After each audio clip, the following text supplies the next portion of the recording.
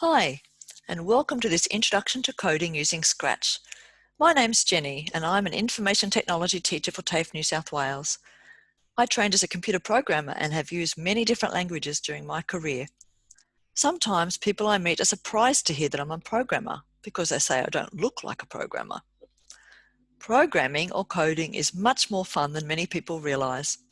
It's creative, and it's really satisfying when you solve problems, and it involves working with lots of different people.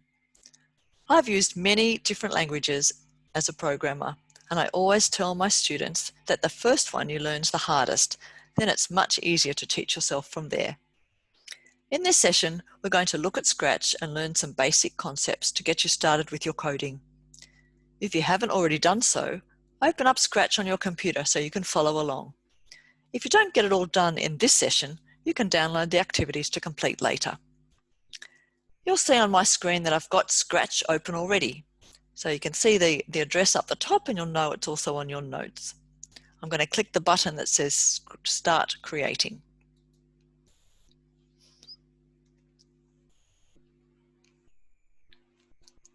And I can see now in front of me the Scratch Edit screen. And I'm going to close this little video box because I don't need that. And the first thing I'm going to do is I'm going to go and change that sprite. Instead of being the little default cat, I'm going to change that to a girl called Abby. So let's just have a look down here, and you'll see there's a little button here that says choose a sprite. So all these little characters are called sprites. So I'm going to click on choose a sprite, and I'm going to choose Abby, who happens to be the first one in the list. And I want to get rid of the cat, so I can come down here in the tray down the bottom here, click on that sprite cat and click on the little bin. So it's gone, and I can move Abby over to the side of the screen. Now I'm going to go and choose a background, a backdrop. So I'll click on the backdrop button, and I get a big choice of different backgrounds, and I'm going to go down and choose the playing field. So now I've got Abby in the playing field. I can use the mouse to drag Abby around, but what I want to do is actually write some code or some script that works with Abby. So you can see a tiny little Abby up in the top right here of this center part of the screen. That means that my script is going to affect what Abby does or says. Let's start off first of all with one of these control blocks. So I'm going to click on the button here to take me to the control blocks. Actually, an event block. We'll go back to the yellow one and click on when this one. Drag this across when the green flag is clicked. Drag that across to the middle of the screen so that becomes part of my script. I'm going to go to the purple ones and drag across say hello for 2 seconds. Bring that across. You'll notice it clicks in nicely underneath. I'm going to drag across the little block that says next costume and join that on. I'm going to go up to the motion blocks, and I'm going to choose the one that says move 10 steps. I'm going to change the 10 to 30 steps. And then I'm going back to the purple ones again, and I'm going to drag this one that says say hello for 2 seconds. Let's drag you across. And I'm going to change hello. Instead of saying hello, it's going to say hope you enjoy Scratch. And let's say that for 3 seconds. I'll change the 2 to a 3. So now I've got a little script that is going to run from the top down to the bottom in order. And this is just called a sequence. So this block of code is just a sequence. So that means it runs from the top down to the bottom. And it's going to run when we click on this green flag. Click go. It says hello. Abby changes her costume and she moves and says, I hope you enjoy Scratch. So if I wanted to run it again, I would just click the green flag again. It says hello. And changes in costume. What that does is Abby has, I think, 4 different positions. And so she moves position. So that's what the next costume does. So that's the very simplest kind of script where you just have statements that happen one after another. Let's have a look at another example. I'm going to come up to File, and I'm going to choose New. I could save this one if I wanted to. So if you wanted to save to your computer, you can save it. I'm going to just click New and start a new blank one. So in this second example, we're going to use a block that'll actually make a decision for us. So the first one, we just did a sequence of statements, and now we're going to look at a block that'll actually make a decision. So we're going to start off the same way. So I'm going to click on the events. I'm going to drag the block that does a little green flag to start. We're going to go up and find the purple ones, drag this across. This is going to say hello. Let's change that for 3 seconds. I'm going to choose the next costume one again. And I'm going to click on this sensing one because we want to use this. I want this one time the sprite to ask a question. So I'll drag that across. And you can notice there's what's your name here, but I'm going to change that. Instead of saying what's your name, I'm going to say how old are you? And what we want to happen now is we're going to write a little message to see if you're old enough to drive or not. So I'm going to go to the control section because I need a block here, because I want to be able to say if you're 17, if you're older than 17, you can drive, otherwise you can't drive. So I'm going to choose this if block.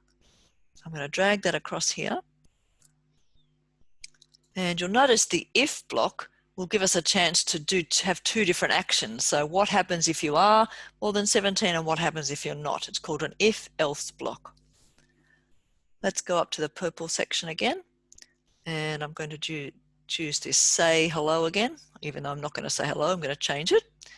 I'm going to change the hello to you can drive.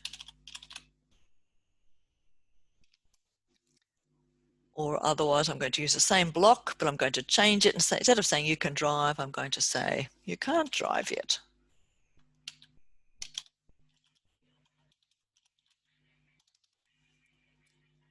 And we'll change that. Let's make those 3 seconds instead of 2 seconds. Now in this little diamond here, this has got to be our decision. This is where we're going to see if they actually are older than 17.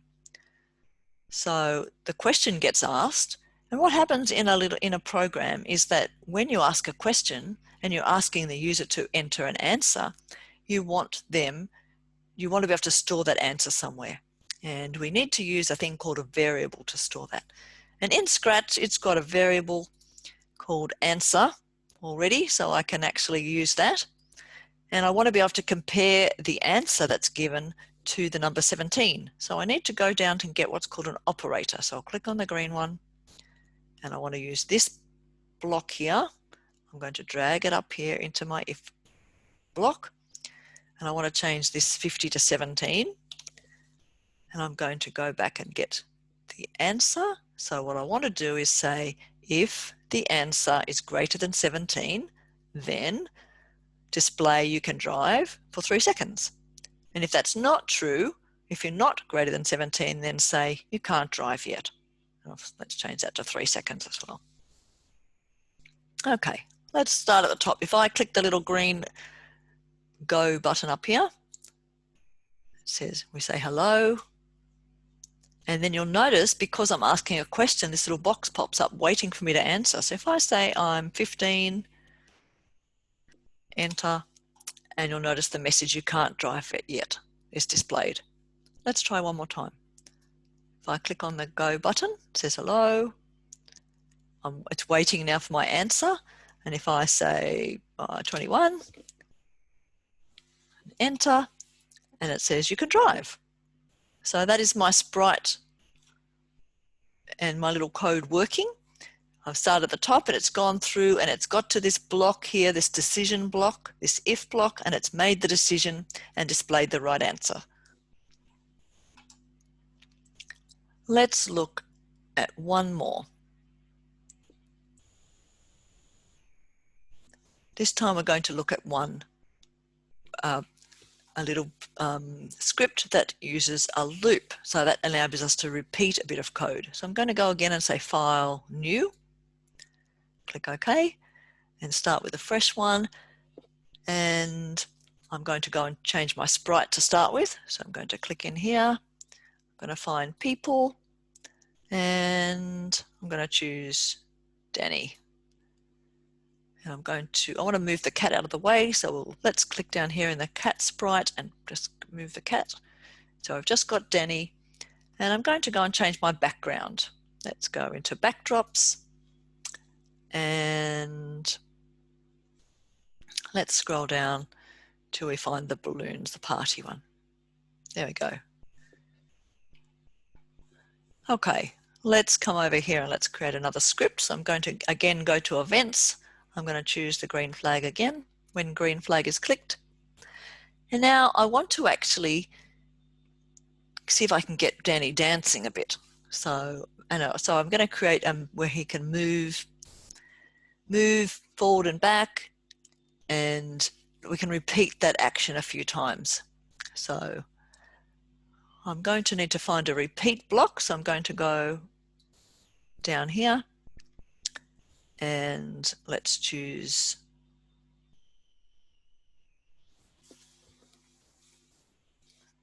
this one.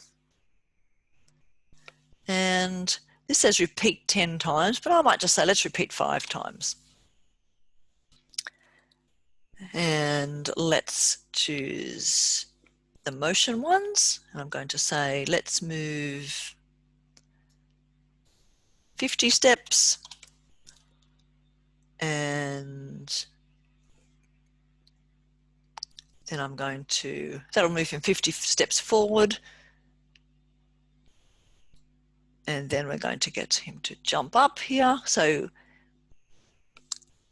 oops, if I get him, I'm going to take that back again, because I don't, if you get the wrong one, you can just take it back over here.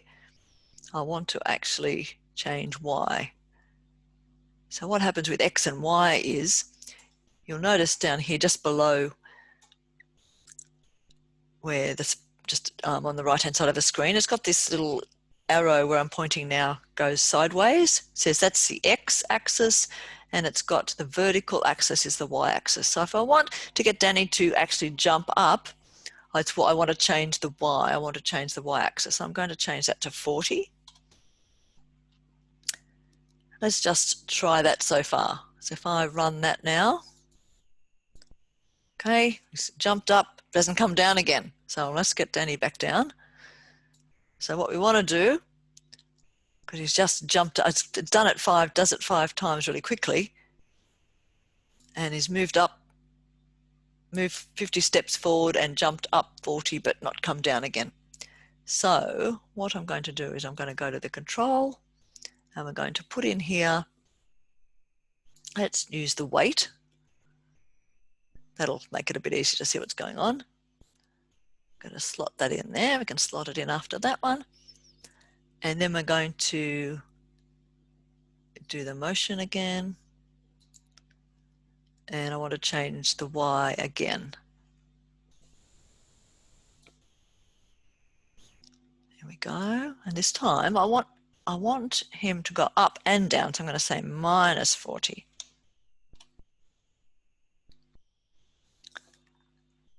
And then we'll put another weight.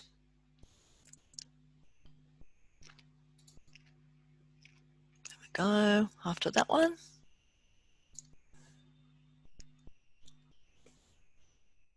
And then the last thing we're going to do is just get them back into the right location at the end. So you can actually specify a specific position, see, by using these X and Y values. So I'm here going to put minus 150, 150, and minus 16 here. And let's have a go and see how that works. So if I run that one,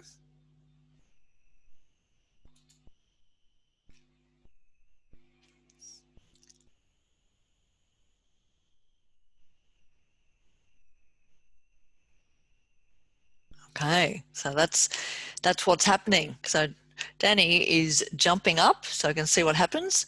Moves 50 steps forward, jumps up by 40, waits a second, and then comes down again. So that's the up and down, up by 40, down by 40, then waits a second, And then because we repeat that 5 times, you see that what happens again, moves 50 steps forward, goes up 40, waits, down 40, waits, and repeat again.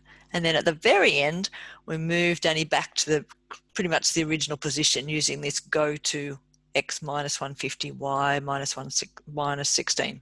Let's just try it one more time to see.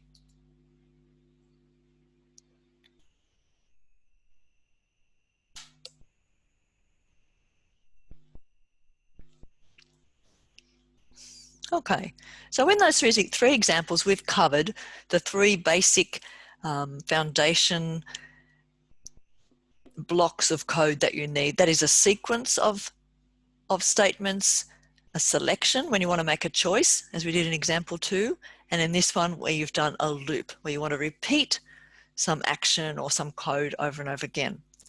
So once you've got those 3 basic concepts, you can actually go ahead and write lots of different